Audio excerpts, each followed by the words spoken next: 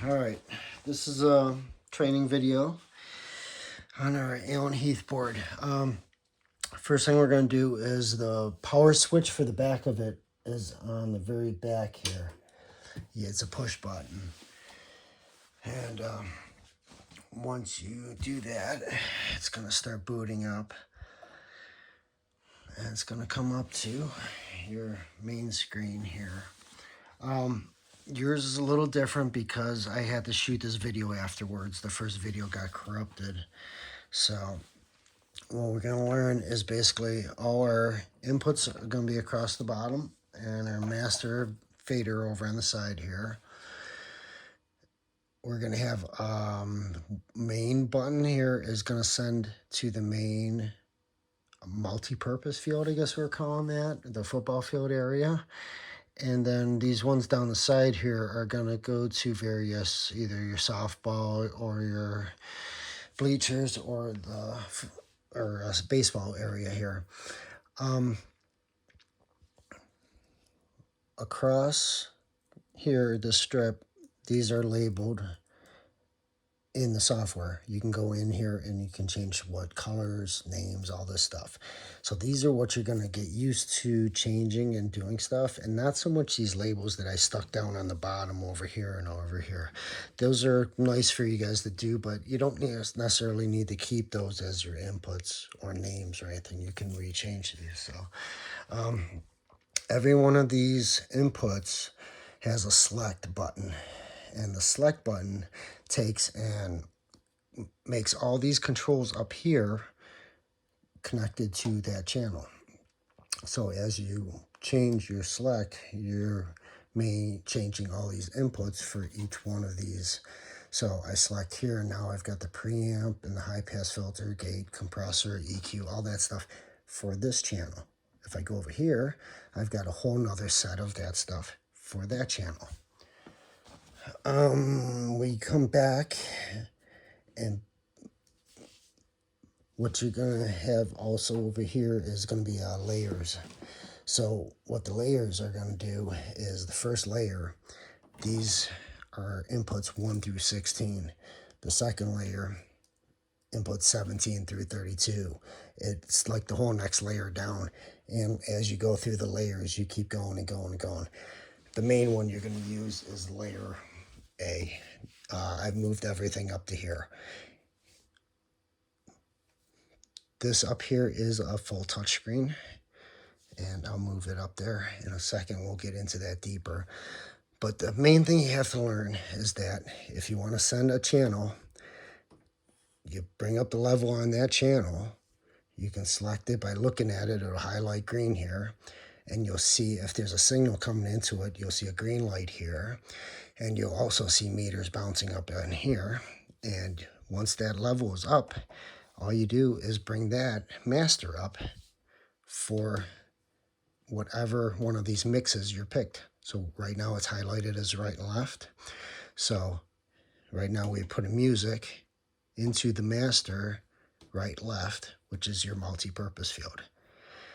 If you want to send that music to this field also, you would simply select it, bring up that level again, and bring up its master, and so on and so on. So you can very easily have music playing in one area, let's say nothing on the football field.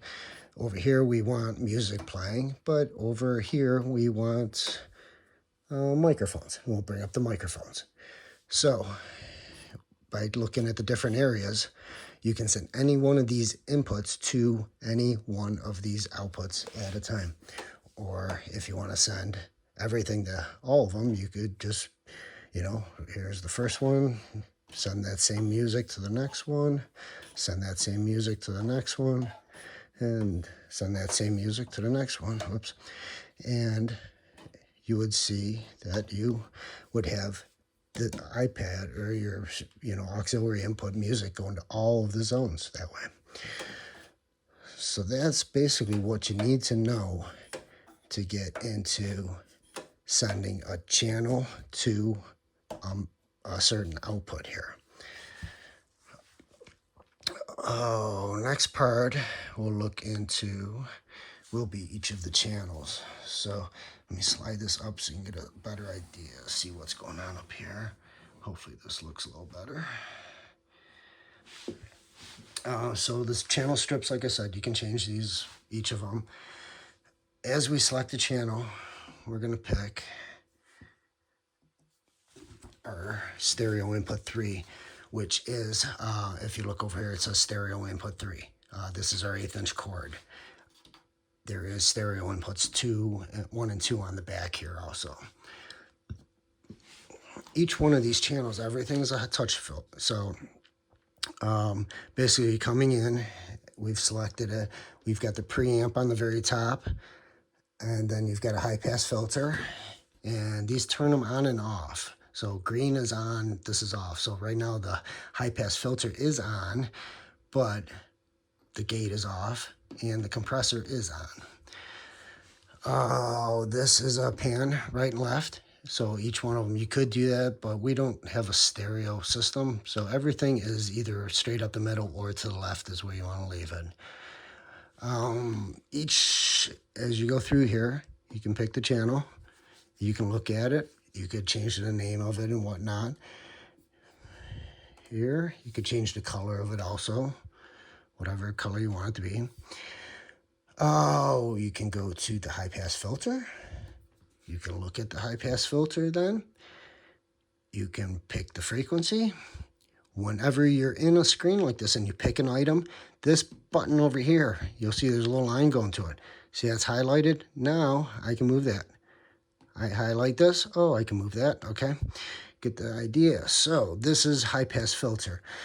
High pass filters are great for just about every kind of microphone input, everything. It saves the speakers. It takes out all the bump and the muddiness on the bottom, especially on a microphone. You're going to leave those at about 100 on, if you notice the front channels are at 100. These are your microphones. So each of the mics have 100, and it looks like I left your auxiliary about 59. So that just gives it a little bit more bass for music. That's okay. So the next part down is EQ. So this you can play with. This is not, I think I left yours flat, so this doesn't look like yours. So when you're in the EQ, you have the width and the frequency and the gain for each of either a high filter, a high mid, mid-low, or a low frequency. And as you pick each of these, it's going to be a different color will change up there. So you can see the gain there. We did the high, that's a little red one there. And as you move it up and down, you would be able to adjust it. Mid-high is the next one. That's the next one. Bring that back there. And there's your next one. So what you would do is basically here, you would get your gain up. You would keep it around 1 octave or a half. I mean, you can move it around, but usually 1 octave is a good place to play with. But basically, you're going to move it around, find the area that you want that sounds good, and then you're going to take and try to bring it tighter so you can really find exactly where you want it to be, and then you're going to take and cut it out. So usually you find an annoying area, you'll have it a little wide, you'll find it, it'll be, oh, that's the really nasty spot right there, and then you're going to try to get it tight, and then you get that nasty spot, and then you take and get rid of that nasty spot. You don't want to be going and boosting and having this thing looking like, you know, every one of these boosted.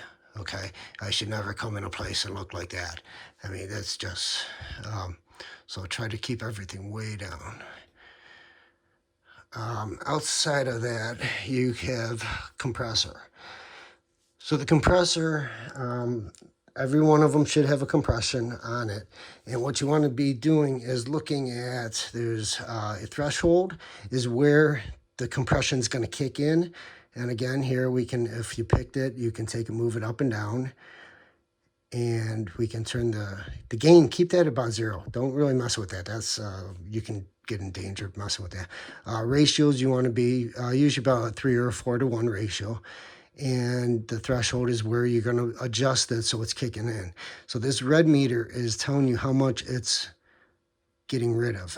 So if you're looking at the input right there, and it's okay. It's good there. But anything above that point, it's going to start squashing it down at a 4-to-1 ratio.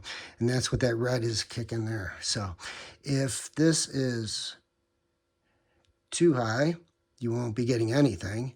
It's pretty much useless. And if it's way too low, you're going to be mushing the signal way out. And that's what the spectrograph is here down. It's showing how much is getting bumped out. So you should never see this. This is basically killing your sound. So you want to be up basically so normal audio is just trickling it. Maybe like that. And that's pretty safe. That way you know that anything above this certain area, well, see that threshold's actually high there. We wouldn't really, zero about, it would be about, you would probably never actually set it higher than 0. Usually you want to be like -6. So you want to just like right in there. Okay, so that's so any of these you can press. You can get back to routing just by hitting that processing button. It will take you back to the home screen, and if you select an item, it'll take you back into here. So home, select the channel, and you'll get back into it. So here it shows you like that nasty EQ that we put in there, and it's showing us the compressor, and you can actually see the little compression meter going there. And all that is really nice at a first glance kind of deal. This is all touchscreen, so you can slide it back and forth, find all your inputs and outputs. These ones, those mixes are all labeled right up in here. So you can see where it says main. That's our main left and right that we're playing with. Now I'll hit, see it's far left, so that's your softball field. And far right, that's your baseball field. And then bleachers. So the bleachers and the tennis courts are kind of together off the drawings. So this kind of gives you an idea what channel is you're pressed on the side over there. Over here we have processing, which is what we're on now. Next one over is routing. Routing is nice because what it's going to show you is we pick a channel and we start sending a channel to a certain area. It's going to show you those channels, and it'll tell you exactly where everything's going. So you can kind of see as you start routing stuff to different areas, it'll all come to life. And it's nice again at a first glance, which is really nice on the AllenHeath boards. Outside of routing is meters. So meters are again a slide screen. So there's your normal ones, the mics and the wireless up there, and down here is the stereo input, which is the one I'm got the music on now. Effects, probably not going to play with this, but if you want to do some vocal effects on the mic, someone singing or something, you might be able to play with that. Scenes, you can store different scenes if you wanted to bring up, presets. Setup is where you would actually change a lot of the back stuff that you probably won't mess with, but it does have, if you had to set up the I/O ports and stuff. The big thing is the surface, I guess, is this is how you would change your surface colors and layers. So as you dragged one of these from the top down, it would insert it into an area. So you could, change.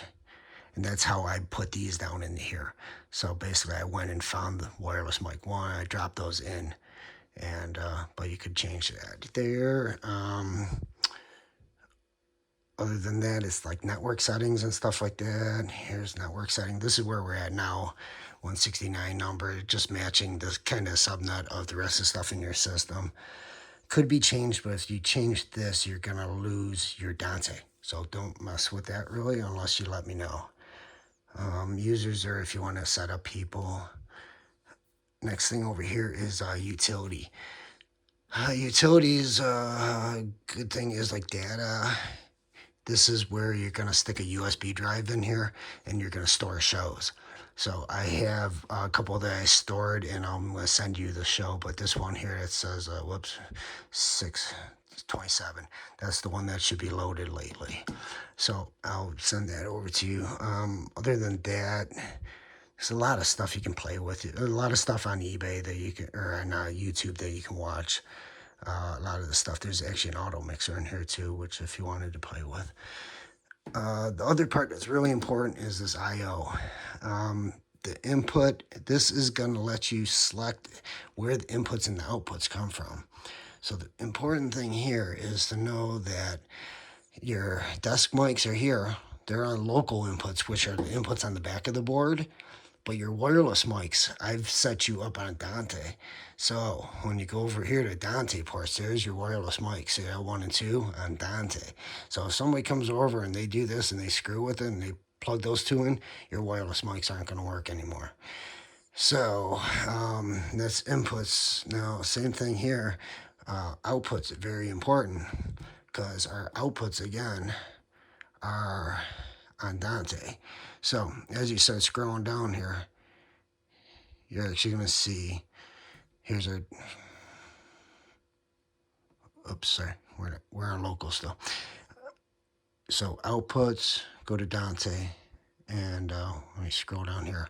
So outputs, Dante, bleachers, Dante 1, far right, which is your baseball, 2, far left, softball, 4, it has to be patched. If these are not patched, your mixing board will not make it into the processor, which will not make it to the amps. And then if we scroll down farther, main, left, right, Dante 3. So very, very important that those never really get messed up. Or at least you know where to go look for it if something is not working. So difference between local on the back, Dante is going out to the system or coming in from the system. Now remember, wireless mics are Dante and our outputs are Dante. Local mics here. Other than that, you've got these soft keys you can program to do different things. There is your effects buttons over here. Down the side, there's other things like you can set your, different pre or post faders. This channel to all mix is kind of cool. If you're adjusting one of the channel levels or something on it, on one of the channels, you can take and press and hold this, and you can get it to go to other channels at the same time, so you don't have to go to all the different layers. So if you're playing music or something, to all the different outputs at the same time. Copy and paste and stuff down here on the side. That's basically if you want to copy everything from one channel over to another, you can do that. That's about it.